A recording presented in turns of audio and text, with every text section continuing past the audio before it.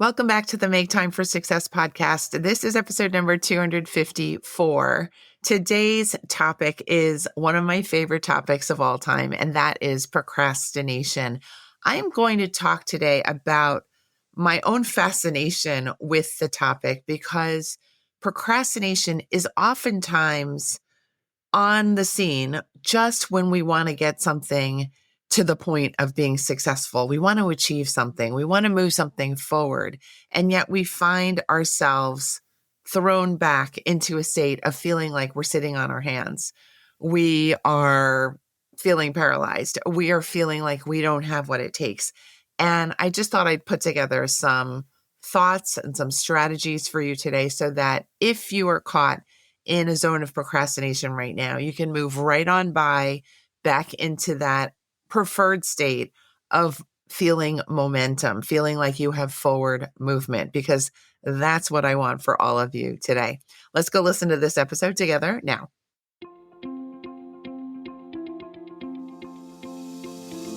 Hi, I'm Dr. Christine Lee, and I'm a psychologist and a procrastination coach. I've helped thousands of people move past procrastination and overwhelm so they could begin working to their potential. In this podcast, you're going to learn powerful strategies for getting your mind, body, and energy to work together so that you can focus on what's really important and accomplish the goals you want to achieve. When you start living within your full power, you're going to see how being productive can be easy and how you can create success on demand. Welcome to the Make Time for Success podcast. The other day, I was in dance class, like I typically am weekday mornings, and a fellow classmate came over to me with a small brown paper bag, and I was wondering what she had for me. And it was this cute notepad that I'm holding up in the video if you're watching the podcast on video right now. It's a pad that says at the top, procrastinate like there is a tomorrow. It's really sweet. I really loved this gift, and I love my classmate and friend. And it made me think that oftentimes we have the urge to procrastinate. It is so common. It is so everyday. It is such a human thing to do, to put off to tomorrow what we need to do today. So I really appreciated having this extra notepad and having the thought that indeed we do have the option of procrastinating like there is a tomorrow. But today's episode is going to be my attempt to encourage you to procrastinate like there is no tomorrow. I, of course, want everybody to have a tomorrow, and I want all of you to live vibrantly and nice, healthy, long lives. So I don't mean like there's no tomorrow in that way. I mean that we're just going to get rid of the need for procrastination. That is my goal. I'm going to teach you what I know in this episode about procrastination and how to overcome it. So why do we procrastinate when we know that oftentimes it's not very helpful to us, that it actually brings us stress? I think we procrastinate because it feels like our ego can't tolerate the stress in the moment that we're making the decision on whether to act or to stay still. We feel that we just need a little bit of time. We need some feeling of comfort. We need some more confidence. There's something that we're lacking. And that feeling that we're lacking something causes us to look at procrastination and say, hi, old friend procrastination, I need you again. So that's the basics, that we feel like we're lacking something. We fear that we're not ready. We know that there is a tomorrow. And then we decide, okay, let me put the brakes on. I don't need to continue. And then we feel like we surrender. We feel like we're going to not use the present moment to achieve the goals that we know we have to achieve anyway. And I've always been just a curious person when it comes to human behavior, my own behavior and that of other people's as well. You know, or maybe many of you know that I am a psychologist. So I've spent my career investigating what makes people tick? What makes people happy? What makes people feel like they don't have what it takes? All the things. I've been spending my time just wondering, how do we optimize everyone's performance? How do we optimize everyone's self-esteem? How do we get into situations where we feel like there's no way we can fail, that we're never lacking in such a way that we have to stop ourselves and feel like we're almost paralyzed, and where we never have to feel like we're desperate to procrastinate again. My aim in this episode is to help you to remember that you were always powerful, that you always have more ideas where the originals came from, that there's always an option for you to feel like you're stronger than you think. And I'm going to give you some concrete suggestions for doing just that. But before I give you the suggestions, I want to talk a little bit more about that in-between state of feeling like you're lacking in something that you feel is necessary to move forward, and yet you're also desiring the success goal. You want this thing to happen. You want the assignment to be completed. You want dinner to be finished. You want to clean up the clutter in your closet. All these things are your wishes. So why are we holding ourselves back, and sometimes for months, even years, from taking those steps that are necessary to get us to the finish line, to get us to our goals? And I would say sometimes it's not just the fear that we don't have exactly what is needed to get to the success goal. Sometimes the fear runs deeper than that. I think sometimes there is a fear that we are just not enough. And no matter how hard we try, it's going to be a mess. That the fear is so intense, it's so severe, it's so powerful, that no matter how educated you are, no matter how much social support you have, no matter how much time you have, the emotional system, your nervous system inside you erects a barrier that says it's not safe to move forward. And I thought I would put words to that event, because so often we're experiencing it inside our bodies with our nervous system telling us it's not safe, it's not safe. And yet no one is really putting words to that state that leads to procrastination that we can actually see with our eyes and feel, because things are not happening in real time. But I feel like these things start on a cellular level where we don't feel safe, where we feel like we do anything to get ourselves out of this situation, even when it doesn't make sense. So I hope that now that I've put words to this internal state, that maybe you feel a little bit more empowered to take a look at how that works in your own body. Where do you feel nervous? What situations make you feel nervous? Where do you feel it in your body? Is it tension in your shoulders? Is it that you feel like you can't think, you have brain fog? Is it you feel that you need to isolate yourself because you just can't concentrate, where everything feels like it's not cooperating with you? Your own body is not cooperating with you. If that sounds familiar, I want you to know that I have been there.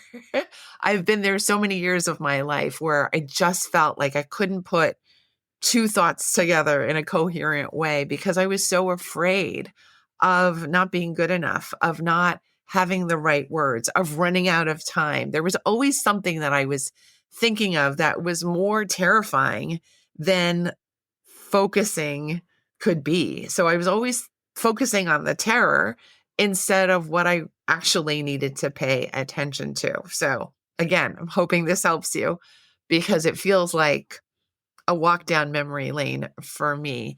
And the way that I got through that, and the way I decided to move away from that kind of strategy, was in some ways because I was just sick and tired of not feeling successful. I think I knew that I had much more inside of me to experience and to let out of my own body. And I had more learning to do, both in an academic sense of the term, the formal sense of actual learning, but also I had more life experiencing to do. As you age, lots of opportunities come and go. And I knew that I wanted more for myself. I knew that I could actually handle more than I was fearing. And I was ready to just say, okay, I'm ready to try a new way. I'm ready to read some books. I'm ready to get some more mentors. And of course, I was in training to be a psychologist at the time that I was coming to these realizations. So I was very lucky that my own profession supported my own desires to expand and to get healthier, I think, in terms of self-esteem, self-confidence, and actual productivity. So again, I'm hoping all of this helps you to review where you are in your own journey when it comes to procrastination and productivity. Oftentimes we're moving on that axis of procrastination and productivity every single day. It's not like I never procrastinate anymore. Sometimes I do. Even with this podcast that we're sharing today, oftentimes it's a little bit difficult for me to say, okay, right now is the time I'm going to record. There is a bit of procrastination in there, but of course, it never really fully gets me because I'm on schedule here. I've committed to being a weekly provider of fresh episodes. I've committed to myself to not let myself down when it comes to being the host of this episode and having my assignment be done in a timely way, in a professional way, as best as I can. And in some ways, it's that tactic of being committed to something that really helps you to have a guard against procrastination. You can have all the fearful thoughts that you want.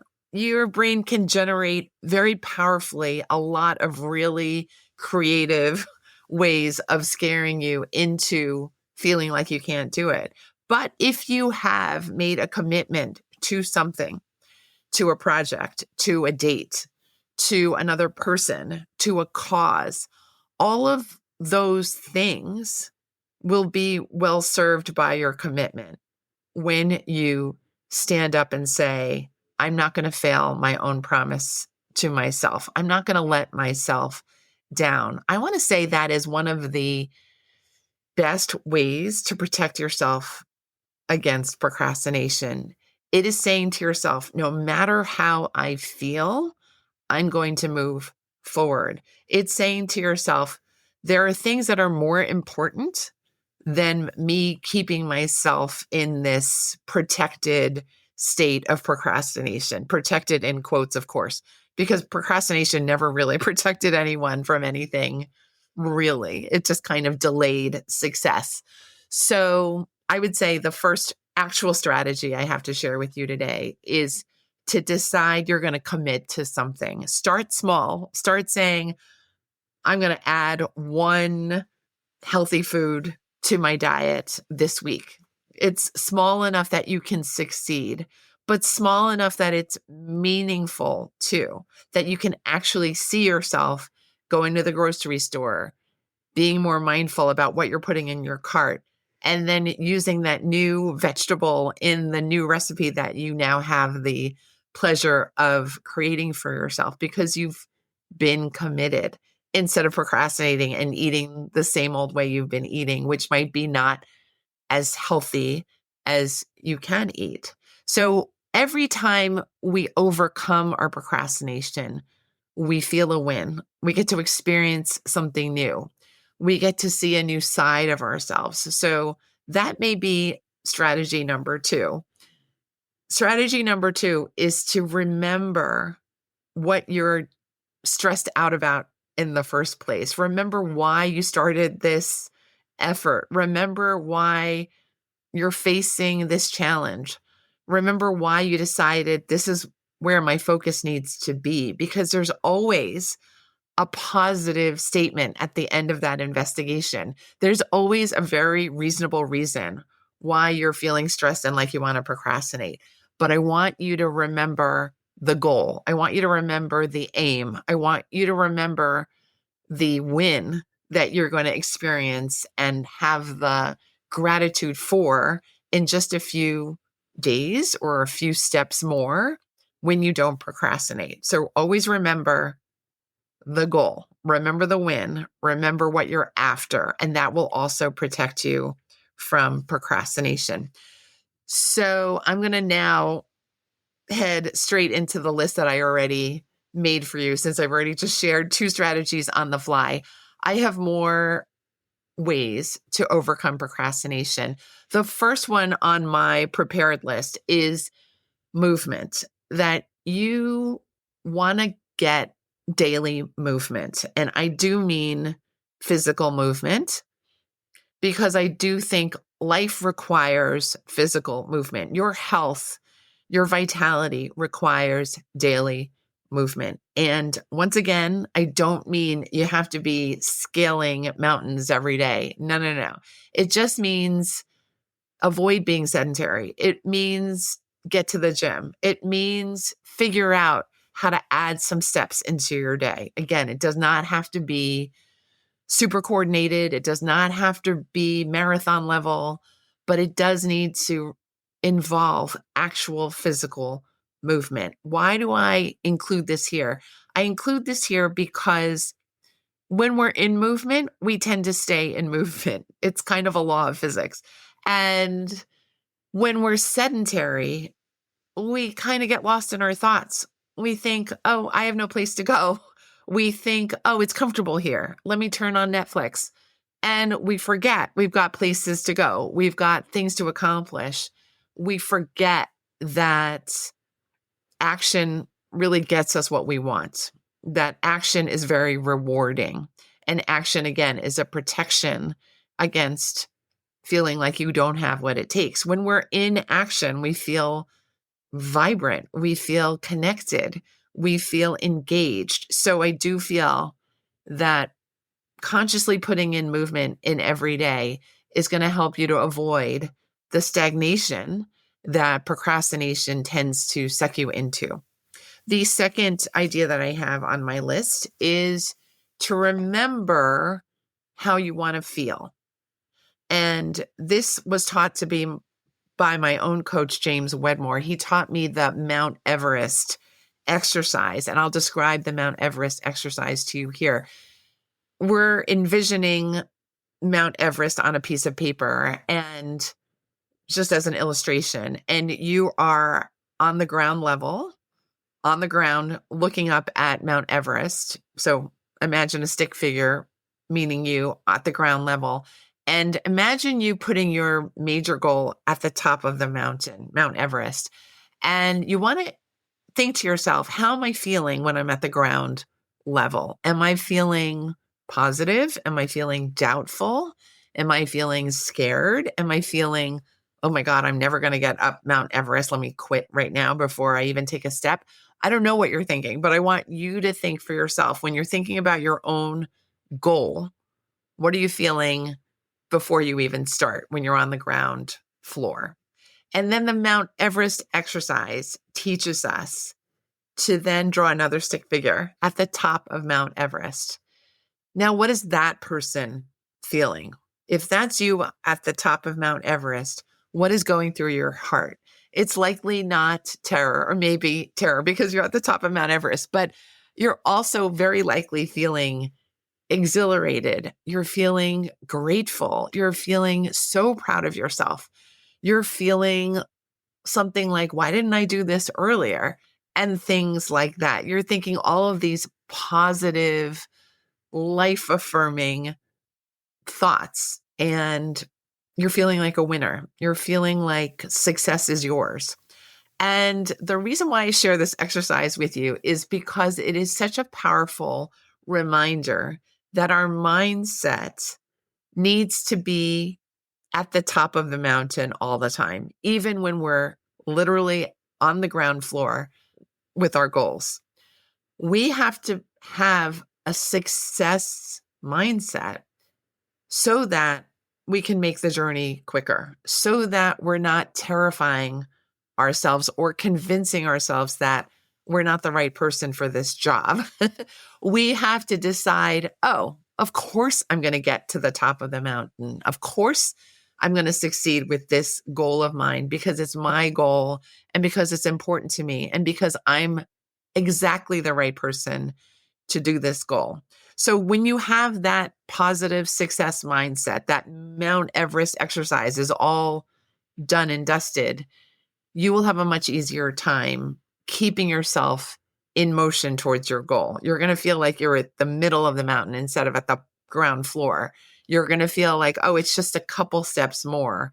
All I need is just a few more positive thoughts and I can get there. Because after all, even mountain climbers need to go a step at a time. So take it easy on yourself, but always move forward. Always remember that you are the success that you are looking for. You are already that person even before you start. And don't ever convince yourself otherwise.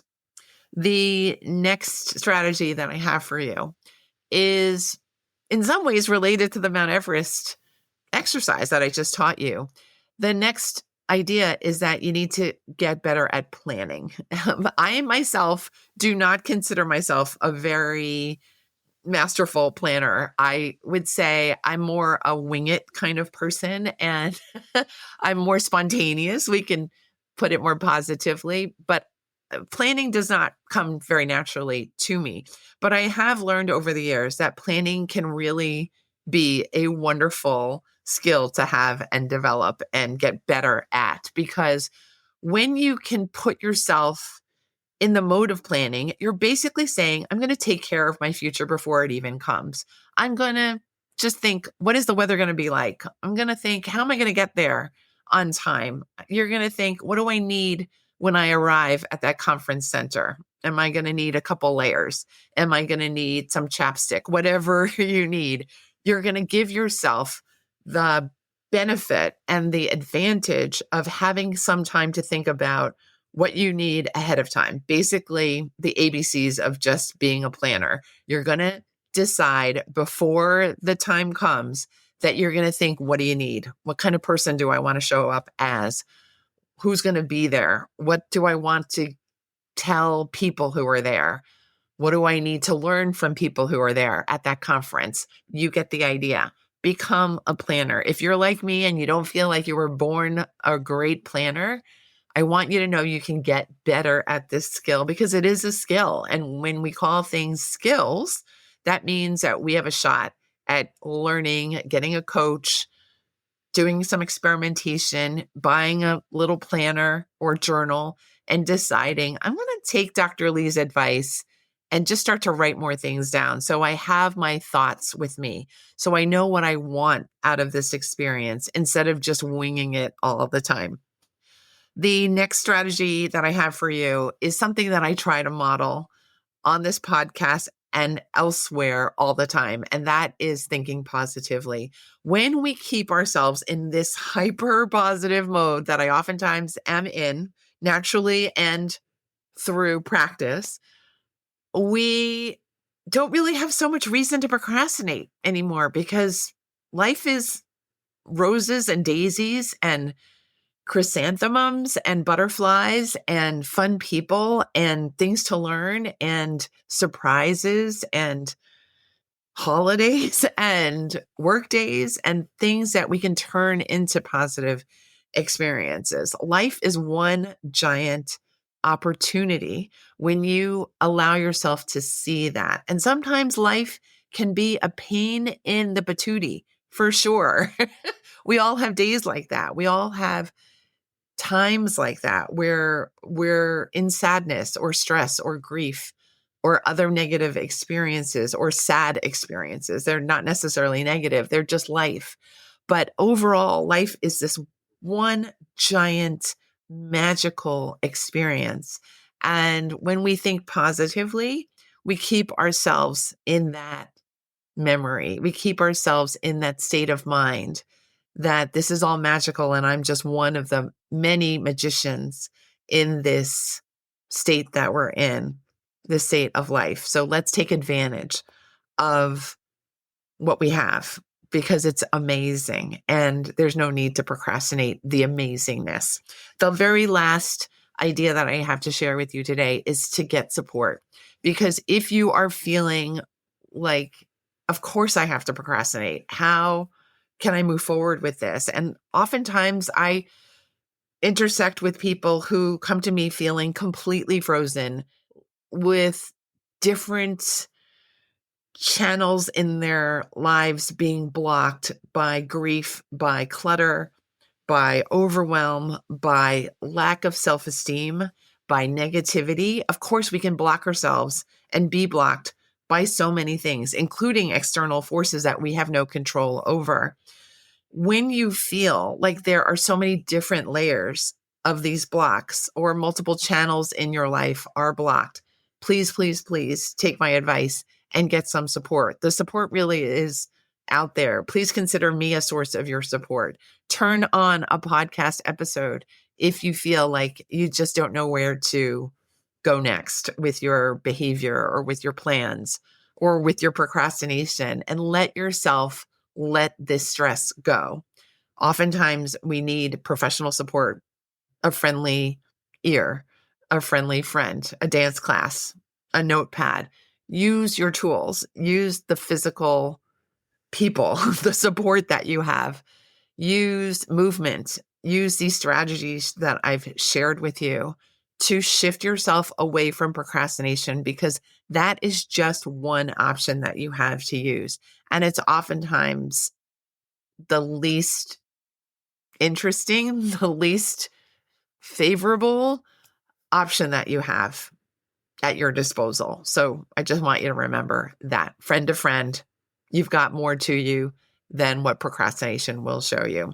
If you'd like a lovely download, free downloadable worksheet that comes with this episode to help you get your momentum back and to help you review what options you have for moving forward, a little project sheet for getting back your momentum, I invite you to go to maketimeforsuccesspodcast.com/momentum. Again, maketimeforsuccesspodcast.com/momentum. And we will move forward together. We'll take things step by step.